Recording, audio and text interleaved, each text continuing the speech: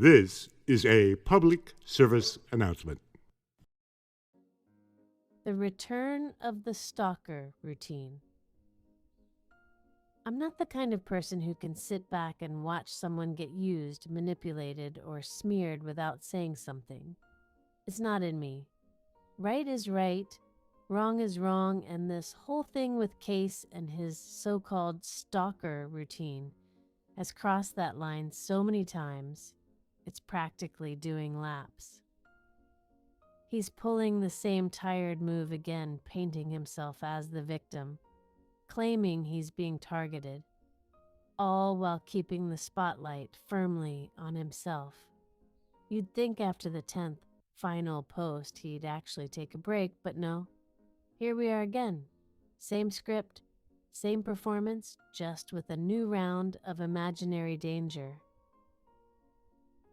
This time, his big dramatic twist is that Toddy is allegedly coming after his wife next. That line alone tells you everything. Toddy doesn't talk about his wife. Nobody does. She doesn't mention his family, his pets, his favorite brand of coffee, nothing. But he's setting the stage, like always, for the next chapter in his I'm Being Stalked saga. That's how he does it. He creates fear, drops vague warnings about what they're capable of, and then conveniently positions himself as the noble protector. The goal? To justify his next move, more accusations, maybe even another restraining order, because that's his pattern. He cries danger while refusing to disconnect from the very people he claims are destroying him. Let's get something straight. If someone truly felt unsafe, they'd log off. They'd stop posting about it. They wouldn't write multi-paragraph essays publicly rehashing every detail for sympathy points. You can't claim to want peace while live blogging your paranoia. He says he's terrified, but he's online every day feeding the same story. That's not fear, that's fixation. And let's talk about his circle of friends she keeps line. Yeah, that was a jab at me. He can't say my name, but he sure likes to orbit it. I've been ignoring him completely, yet somehow I'm still part of his conspiracy theory collage. It's like he can't handle being irrelevant, so he keeps dragging people back into his spotlight just to keep the plot moving. The funniest part? He says he's leaving it all behind, right before spending 7 paragraphs talking about it. That's like someone saying they've quit smoking while puffing through a whole pack mid-sentence. He keeps repeating that he had every right to pose the question about whether Toddy doxed him. Except posing the question without proof isn't justice, it's slander wearing a polite hat. He presents speculation as evidence, then hides behind the excuse of just asking. That's manipulation 101. And of course, he brings up how hurt he was because he once considered Toddy a friend. That line always makes an appearance, the emotional sympathy hook. He's not hurt. He's angry that his narrative lost traction. When Toddy and everyone else stopped reacting, he lost control of the story. That's when he starts rewriting it, making himself look like the betrayed innocent who just wants to move on. But he never moves on. He can't. Because without drama, he has no direction. And now that he's quietly teamed up with Christy Blanchard, yes, the same Christy he once criticized, his whole content base collapsed. He can't make anti-Gypsy commentary anymore because he's cozying up to Gypsy's family. So what's left? Manufactured conflict, stirring the pot, pretending to be hunted so he can still feel relevant. He says the last few months have taken so much out of him. And maybe that's true, self-inflicted chaos does wear you down. But if it's really so overwhelming, why not take a break? Turn off the camera, close the app, breathe. Because let's be real, no one's forcing him to keep hitting post. He does it because he needs it. The drama gives him a pulse. And when he throws in that protecting my wife line, that's not about love. That's about optics.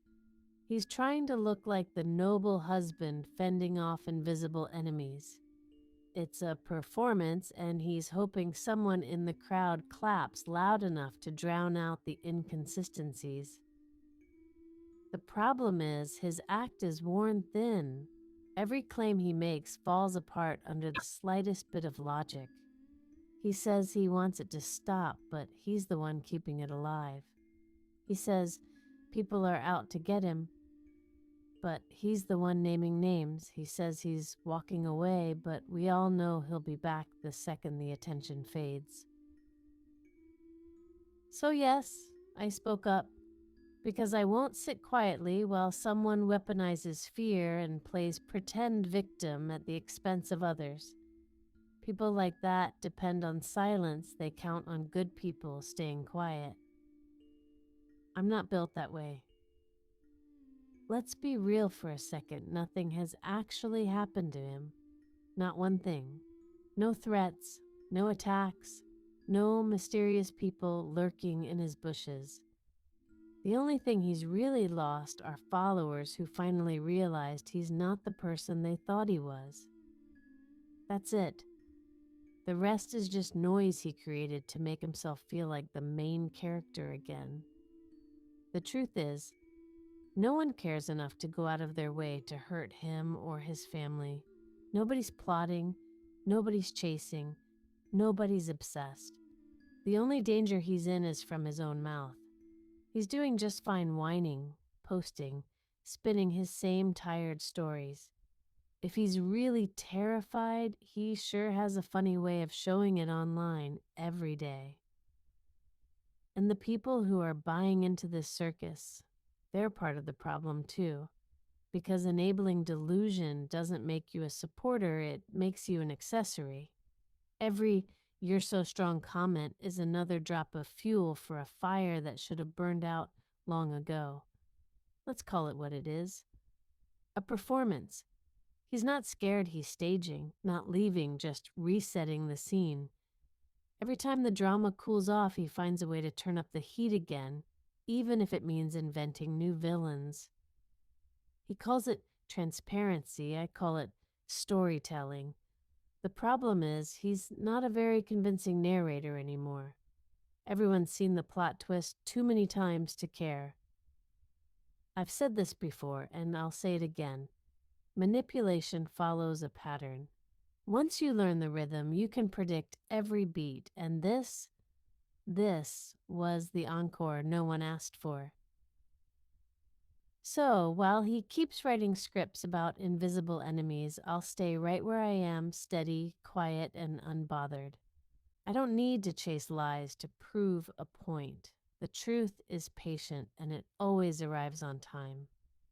And when it does, I'll be here not to celebrate, but to remind everyone that doing the right thing isn't about being loud. It's about refusing to look away when wrong is right in front of you. He just walked out of court after filing a restraining order, supposedly terrified for his family's safety, and went straight online to brag about it like he'd won a prize. Within hours, he was back to throwing accusations, claiming someone doxed him, even though his info has been floating around the internet for ages. If he were really that scared, he wouldn't be live streaming victory laps. Honestly, I wouldn't be shocked if he leaked half of it himself just to keep the drama alive. That's his pattern. Create a crisis, act like the victim, then milk it for sympathy points. It's exhausting to watch. And let's not skip over the bigger issue. He's a grown man in a space mostly filled with women, yet he never hesitates to pick fights with them. That's not strength, that's insecurity in a loud costume. Every time he swings at another woman online, he proves exactly what kind of person he is. It's not only ugly, It's pathetic.